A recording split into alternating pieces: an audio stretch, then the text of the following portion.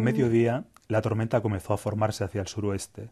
Las nubes parecían apretarse contra las montañas, como si quisieran desplazarlas de sitio. Se espesaban por momentos, se retorcían y adquirían unas formas sorprendentes y amenazadoras. Los colores se iban apagando, y toda la gama de grises, como si se tratase de una vieja película de Gaster de los años 40, se iba apoderando del lugar. Al oír el primer trueno, Camilo se asomó a la puerta de su casa y apartó el trapo hecho jirones que servía de cortina, y como en tantas otras ocasiones contempló el valle entero. Volvió a pensar que era una suerte vivir donde vivía, en lo más alto del barrio de Santo Domingo Sabio. Desde allí se divisaba toda la ciudad y las montañas siempre verdes que la rodeaban. No importaba que la mayoría de las calles estuviesen asfaltadas y que cuando caía el aguacero, cosa que sucedía casi a diario, hubiese que caminar por un lodazal. Tampoco le importaba que el agua potable llegase a los grifos un día sí y dos no, o que en muchas ocasiones la luz se cortase en cuanto empezaba a oscurecer, como si la electricidad se negase a comprender que por la noche es cuando más se la necesita.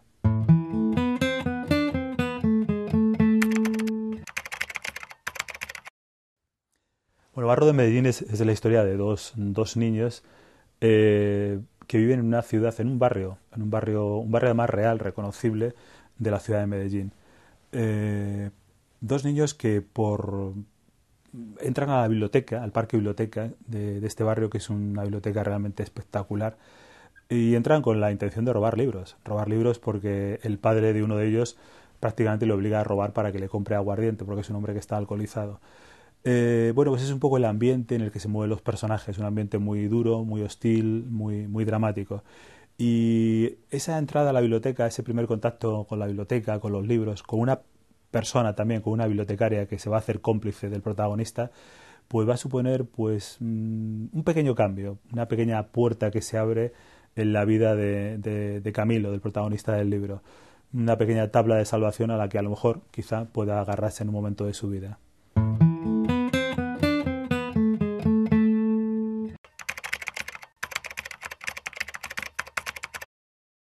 Hay veces que los escritores tenemos la sensación de que un lugar, un paisaje, unas personas que conoces, una experiencia que has vivido, una simple anécdota, te da idea para un libro. Y yo estoy seguro de que ese viaje, esa experiencia concreta en la ciudad fue el punto de partida de este libro. Conocer Medellín, conocer esos barrios marginales como Santo Domingo Sabio, conocer la biblioteca que funciona allí, conocer a niños de ese barrio, adultos, a la gente de ese lugar, pues fue el embrión de Barro de Medellín. Eh, Tengo la sensación de que la ciudad de Medellín me ha regalado este libro, ¿no? Toda la historia.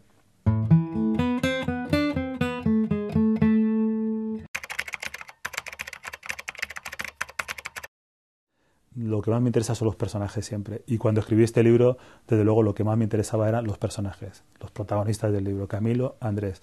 Sí, dos niños normales y corrientes de este barrio. El proceso de escritura fue simplemente penetrar dentro de estos niños, tratar de indagar cómo son sus sentimientos, toda la carga de sentimientos que podían llevar a estos niños, sus sentimientos, sus ilusiones, sus problemas. Y yo creo que eso es lo que puede hacer mucho más universal la historia, porque en realidad es una historia que habla de sentimientos, que habla de sueños, que habla de frustraciones y que habla también de amistad, ¿no? Y yo creo que esos valores son universales.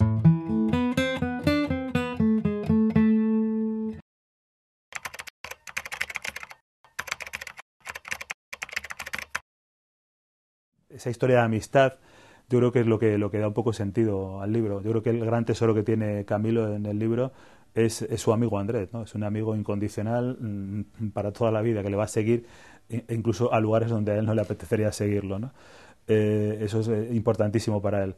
Aparte de la cultura como una puerta que se abre, una tabla de salvación, como decía antes, aparte de eso, está la amistad también como un valor importantísimo al que él también se podrá agarrar en muchos momentos de su vida.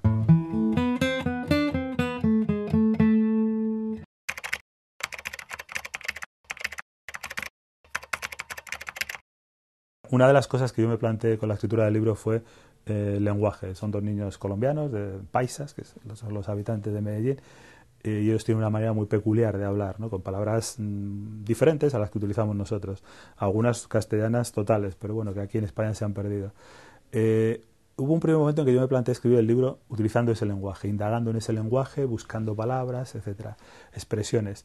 Luego, al final renuncié a ello. Y renuncié por dos motivos. Primero, porque me sentía perdido, porque yo no controlo esas palabras, ¿no? Esas expresiones.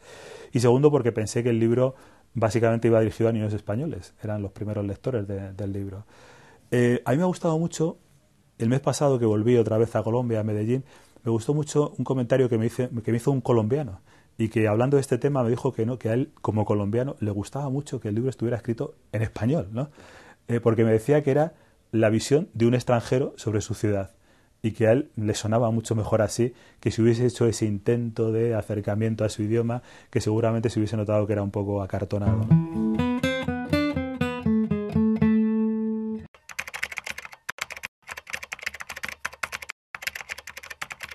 Esta campaña que sobre todo, yo creo que sobre todo este eslogan te lo repiten mucho en Medellín, que quizás sea un poco el paradigma de esa violencia.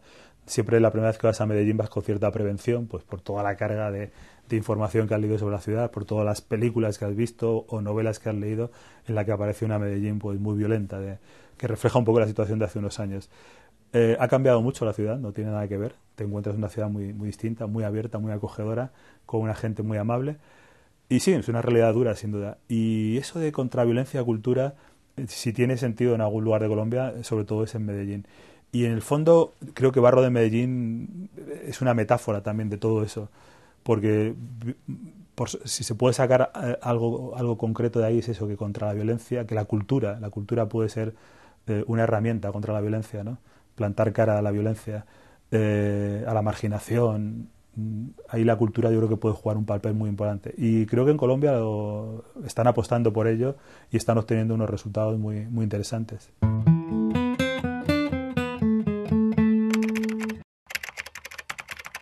A mí me gustaría, como a otros escritores, que el premio nacional se entendiese más como el reconocimiento a una trayectoria, ¿no?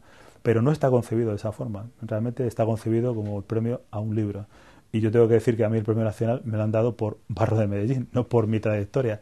Si ha pesado algo mi carrera literaria, los años que llevo escribiendo, los otros libros, los otros premios, pues no, eso ya no lo sé. Pero en resumen creo que no, que ha sido por el libro. El Cervantes chico, quizás sí, es un libro, es un premio así más nuevo, más todavía, yo creo que está todavía en un estado ahí un poco embrionario, ¿no?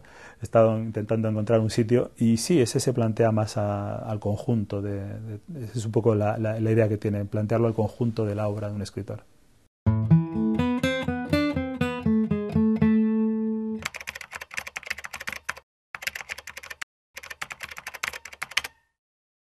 Y hubo un momento en mi vida que se cruzó la literatura infantil en mi vida y yo ahí descubrí un mundo fascinante.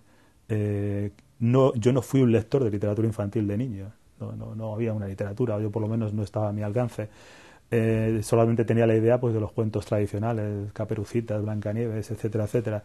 Y entonces de repente descubres otra literatura infantil muy interesante, llena de posibilidades, muy imaginativa, muy mágica. Y a mí me fascinó esa literatura. Además, estoy convencido de que un escritor puede expresar todo lo que lleve dentro escribiendo para niños, aunque sea toda la complejidad que pueda llevar dentro, todo su mundo, sus ideas, sus pensamientos, sus frustraciones, lo que sea, lo puede expresar aunque escriba para niños. Me encanta la literatura infantil y el público, ese público niño, adolescente, que es un público difícil, exigente, muy sincero. A veces un poco intransigente, porque es un público que o le gusta o no le gusta, no hay términos medios, ¿no? Siempre es un reto y desde luego, pues puestos a elegir, me interesa mucho más los niños, los jóvenes, el futuro de esos niños y de esos jóvenes que el presente de los adultos, que la verdad es que me decepciona bastante. A mediodía, la tormenta comenzó a formarse hacia el suroeste. Las nubes parecían apretarse contra las montañas, como si quisieran desplazarlas de sitio.